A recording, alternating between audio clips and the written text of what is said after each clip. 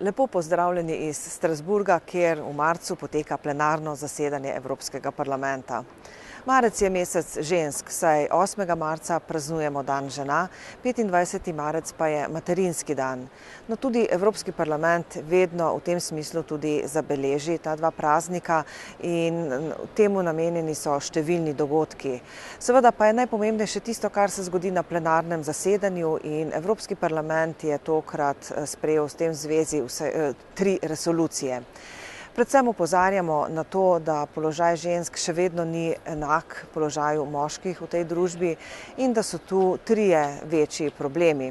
Prvi je ta, da je razlika v plačah med ženskami in moškimi velika, povprečna v Evropski uniji kar 18%.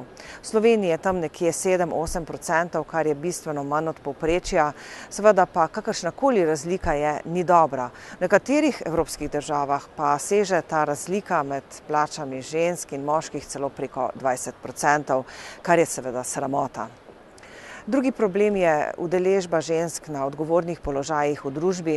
Še vedno nas je zelo malo v politiki, še vedno je zelo malo žensk na odgovornih položajih velikih evropskih firm. Prav udeležba žensk v politiki je v Sloveniji problematična, saj v državnem zboru sedi le 13% žensk.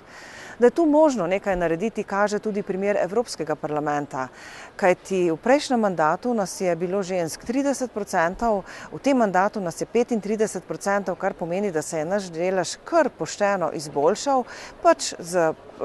na nek način smo poskušali osveščati o tem problemu, na drug način so potem v določenih državah članicah tudi sprejemali določene ukrepe, kot so kvote.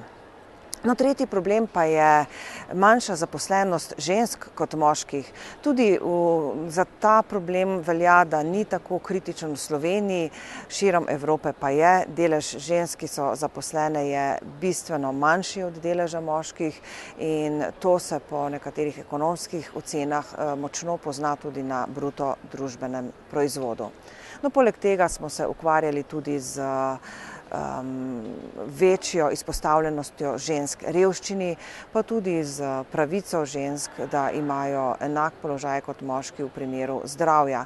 To zgleda na prvi pogled sicer neka neupravičena zahteva, vendar kar pomislite, kako močno se razlikujejo telesa žensk od moških in da bi bilo potrebno tudi zdravljenje temu prilagoditi, tudi vpliv zdravil na žensko in moško telo, raziskave v tem zvezi in tako naprej.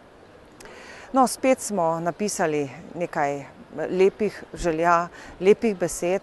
Moram reči, da zdaj že nekaj let opažam, da pišemo pravzaprav ene in iste stvari. Situacija se izboljšuje, vendar prepočasi. Jaz upam, da se bo čim prej v družbi zgodil premik, ki bo ženskam hitreje omogočil enak položaj v družbi, kot ga imajo moški.